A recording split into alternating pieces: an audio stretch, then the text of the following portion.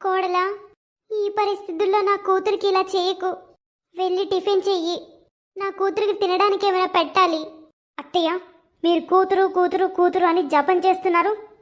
ఒకవైపు ఆ పిల్లాడికి తన తండ్రి ఎవరో తెలియదు, మరోవైపు మీరు ఆ పిల్లాన్ని మీ సొంత బిడ్డలాగా చూస్తున్నారు. ఇంట్లో మీ మనవరాళ్ళు ఉన్నారు, మీరెప్పుడు వాళ్ళని ఇంతలా పట్టించుకోలేదు. ఏం మాట్లాడుతున్నావమ్మా? వాళ్ళని కూడా నేను ముద్దుగానే చూసుకున్నాను. నా కూతురిని నేను జాగ్రత్తగా చూసుకోవాలి. ఆ చిన్న బాబు మీద నీకేంటి కోపం?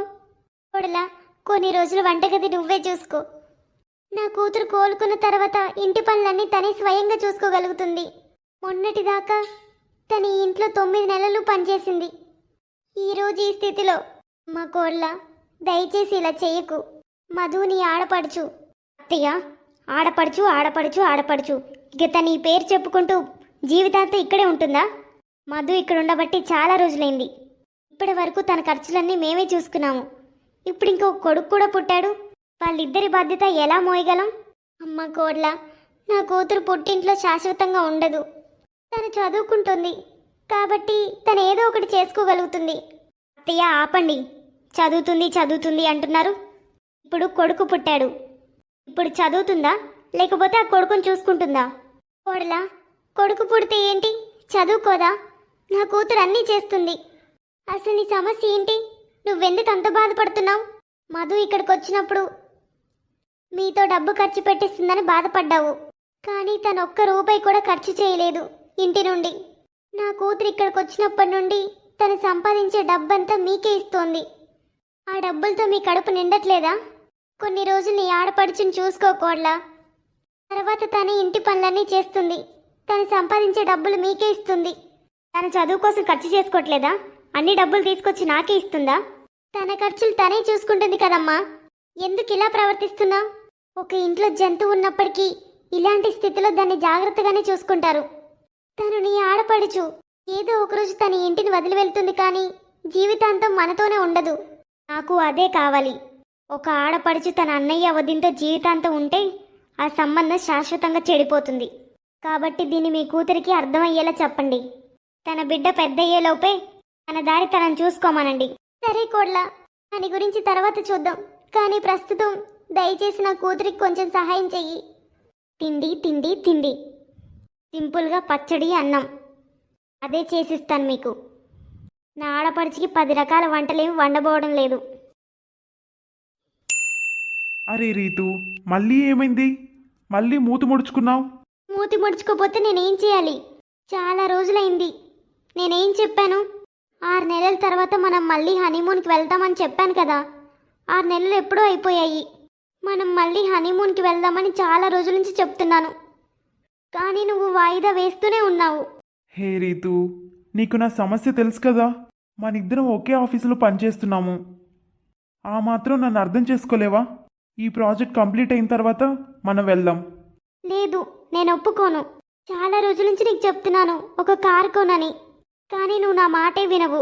మరోవైపు హనీమూన్ సాగుతో అమెరికాకి వెళ్ళి మా అమ్మ నాన్నల్ని కలుద్దాం అనుకున్నాను, కానీ నువ్వేమో డబ్బులు సేవ్ చేసుకుంటున్నావు. రీతు, అమెరికా వెళ్ళడానికి ఎంత డబ్బు ఖర్చు అవుతుందో నీకు తెలుసా? అంత డబ్బు ఖర్చు చేస్తే మనం ఎలా బతకగలం?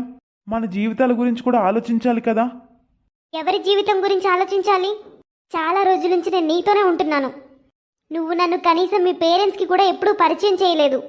మీ ఊరికి తీసుకెళ్ళలేదు. కనీసం మా అమ్మ నాన్నలైనా కలుద్దామంటే నువ్వు డబ్బుల గురించి ఆలోచిస్తున్నావు. కారు కొనమని ఎన్ని రోజుల నుంచి చెప్తున్నాను, అది కూడా నీ వల్ల కావట్లేదు. అమెరికాకి హనీమూన్ కోసం వెళ్దామని మాట్లాడుతుంటే ఇప్పుడు కాదు అని చెప్తున్నావు. నువ్వు కేవలం డబ్బులు సేవ్ చేయాలనుకుంటున్నావు అంతే.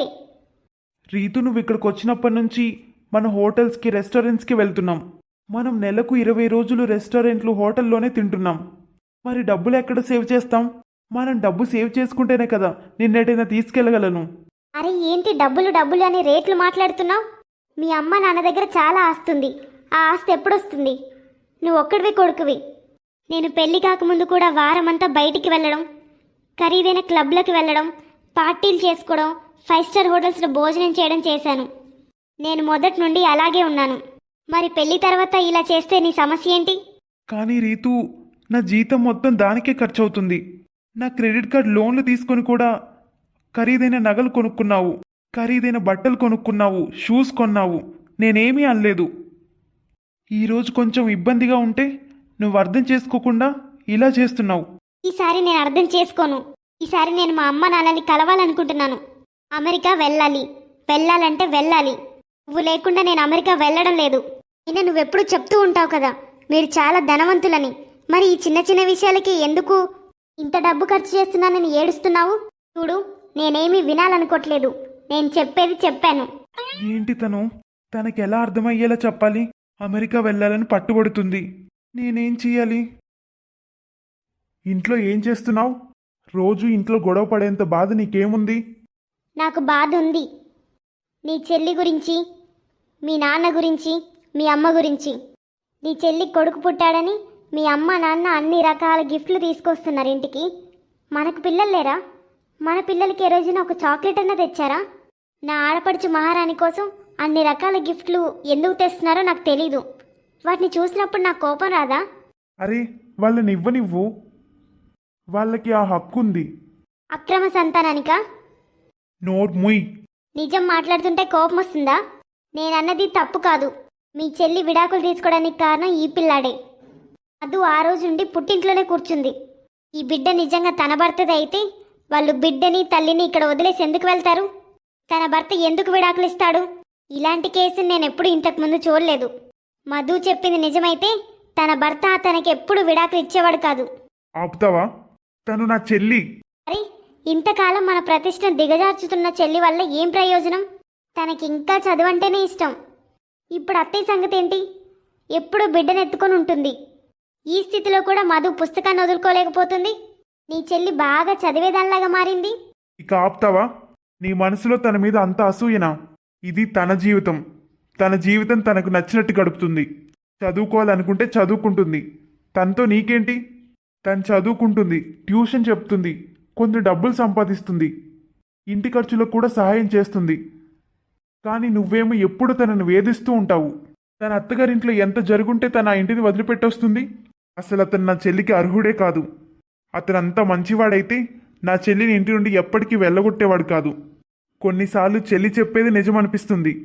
మీ చెల్లి చెప్పేది మీకు నిజం అనిపించవచ్చు, కానీ నాకు మాత్రం నిజం అనిపించదు. అరే, కుటుంబంలో బిడ్డ పుట్టాలని ఎవరు కోరుకోరు? మధు తల్లి కాబోతుందని తెలిసినప్పుడు వాళ్ళ అత్తగారు, తన భర్త తనను అంత రాత్రి ఇంటి నుండి బయటికి వెళ్ళగొట్టారు. మధు అలాంటిదేదో చేసుండాలి. అందుకే తన భర్త వెళ్ళగొట్టాడు. నువ్వు నోరు మూసుకుంటావా లేదా? దీని గురించి ఇంకా నేనేమీ వినాలనుకోవట్లేదు. ఏది తప్పో ఏది నిజమో కాలమే చెప్తుంది. ప్రస్తుతానికి ఇంట్లో నీ నాటకాలు గొడవలు ఆపు. తను నా చెల్లి. నీ చెల్లైతే జీవితాంతో నీ నెత్తి మీద పెట్టుకొని కూర్చుంటావా? ఇంకా ఆపు. నా చెల్లి ఇక్కడుండే ఎన్ని రోజులైంది? తను అంత బాధపడుతుంది కాబట్టి ఇక్కడుంది, లేకపోతే ఇక్కడ ఉండేదే కాదు. నాకేంటి? మీరే చేయాలనుకుంటే అది చేసుకోండి. ఏదో ఒకరోజు మీ చెల్లి అక్కడ ఏం చేసి వచ్చిందో మీకు తెలుస్తుంది. రీతు, ఇప్పుడేమైంది సురేష్? ఇన్నిన్ని తీసుకుంటావు, ఒక్కటి కూడా యూజ్ చేయకుండా అన్నీ ఫ్రిడ్జ్లో పెడతావు. తర్వాత అవన్నీ ఎక్స్పైర్ అవుతాయి. అవసరమైనయే తీసుకోవచ్చు కదా. అవునా? ఎక్స్పైర్ అవుతుందా? నేను తీసుకెళ్లే ప్రతి వస్తువుని ఉపయోగిస్తాను. ఏది ఎక్స్పైర్ అవ్వదు. ఇలా ఊరి వాళ్ళలాగా బిహేవ్ చేయడం మానేయి. అర్థమైందా? నేనేది తీసుకున్నా నాకు నచ్చిందే తీసుకుంటాను. నేనేం తింటానో అవే తీసుకుంటాను. ఇక నుంచి ఇలా అన్నిటికీ అడ్డుపడ్డం ఆపు. ఏం జరుగుతుంది మా జీవితంలో? ఒకప్పుడు మేము చాలా సంతోషంగా ఉండేవాళ్ళం, కానీ ఈ మధ్య రీతుకేమైంది? సో రీతు, ఏంటి విశేషాలు? నీ మీటింగ్ ఎలా జరిగింది? మీటింగ్ చాలా బాగా జరిగింది. కంగ్రాట్స్. దేనికి? తెలుసు, వచ్చే నెలలో నీకు ప్రమోషన్ అంట కదా. అవును, నేను దానికోసం చాలా రోజుల నుంచి వెయిట్ చేస్తున్నాను. చివరికి వచ్చింది. మీరు పార్టీ ఖచ్చితంగా ఇవ్వాలి. చాలా పెద్ద పార్టీ ఇవ్వాలి. ఖచ్చితంగా పార్టీ ఇస్తాను. ముందు కాఫీ తాగు, చల్లారిపోతుంది. రీతు ఏంటి ఇంకా ఇంటికి రాలేదు? వచ్చావా? రీతు, నువ్వు ఆఫీస్ నుంచి ఎప్పుడు బయలుదేరావు? ఎందుకు ఇంత లేట్గా వచ్చావు? ఏం మాట్లాడుతున్నావు సురేష్? ఇది నా జీవితం. నాకు నచ్చినట్లు కూడా నేను బతకలేనా?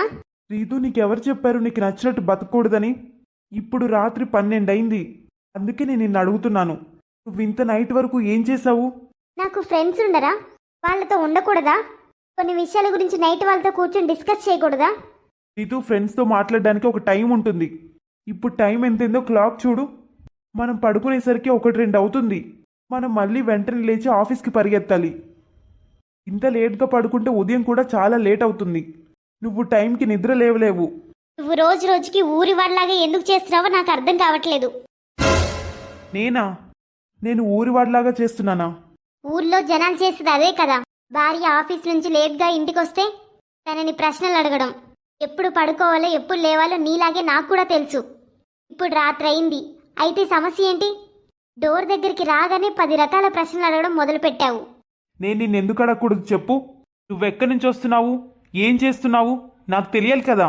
నైట్ అంతా ఫ్రెండ్స్ అని అబ్బాయిలతో కూర్చొని కబుర్లు చెప్పుకుంటూ డిన్నర్ చేయడం, పార్టీలు చేసుకోవడం నీకేమో అనిపించడం లేదా? నాకు అస్సలు అది ఇష్టం లేదు.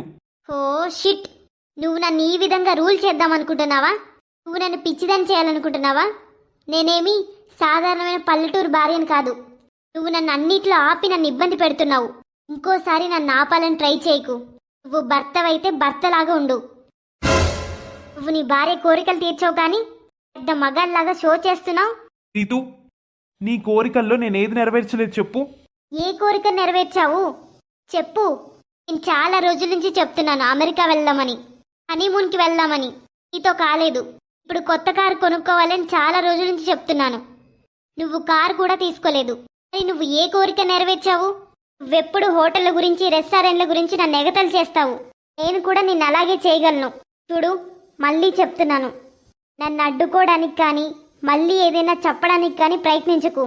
నేనేమి చదువుకొని పల్లెటూరు దాని కాదు. నువ్వు చెప్పే ప్రతి దానికి తలూపే అమ్మాయిని కాదు.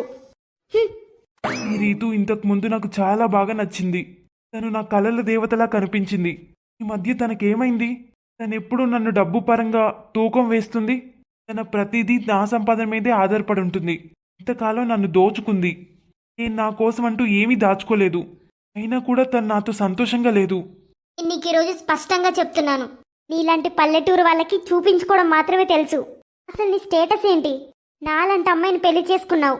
ఏంటి బేబీ, ఈ రీతు ఏం మాట్లాడుతుంది? నా ఫస్ట్ భార్య నయం, తను నన్ను చాలా గౌరవించింది. కానీ ఈ రీతు ఏం చేస్తుంది? ఎంత పొగరుగా మాట్లాడుతుంది. కనీసం తన తప్పును కూడా ఒప్పుకోవట్లేదు. నేను పడుకుంటున్నాను, నన్ను డిస్టర్బ్ చేయకు. కనీసం నేను తిన్నానా లేదా అని ఒక్క మాట కూడా అడగలేదు. ఇంత రాత్రి ఎవరు ఫోన్ చేస్తున్నారు? అమ్మా? చిన్న, నేను నీకు చాలాసేపటి నుంచి ఫోన్ చేస్తున్నాను, ఎందుకు ఎత్తట్లేదు? అమ్మా, ఏమైంది? ఈ నాన్నకు అస్సలు ఆరోగ్యం బాగాలేదు చిన్న. వీలైనంత త్వరగా ఇంటికి రా. అవునా? త్వరగా ఇంటికి రా. అతను వాళ్ళ అమ్మతోనే మాట్లాడుతున్నాడు కదా. చాలా రోజుల నుంచి నేను వాళ్ళ అమ్మ నాన్నల్ని పరిచయం చేయమని అడుగుతున్నాను, కానీ ఇంకా వాళ్ళ అమ్మ నాన్నలకు కూడా పరిచయం చేయలేదు నన్ను. ఈసారి వాళ్ళ అమ్మ నాన్నల్ని కలవడానికి నేను కూడా అతని వెంటే వెళ్తాను. నేనే వాళ్ళని కలుస్తాను, ఇదే చేస్తాను. హలో ఫ్రెండ్స్, వీడియో నచ్చితే తప్పకుండా లైక్ చేసి కమెంట్ చేయండి. హైప్ చేయడం మాత్రం మర్చిపోకండి. మీరు హైప్ చేయడం వల్ల మా వీడియోస్ చాలా మందికి రీచ్ అవుతాయి.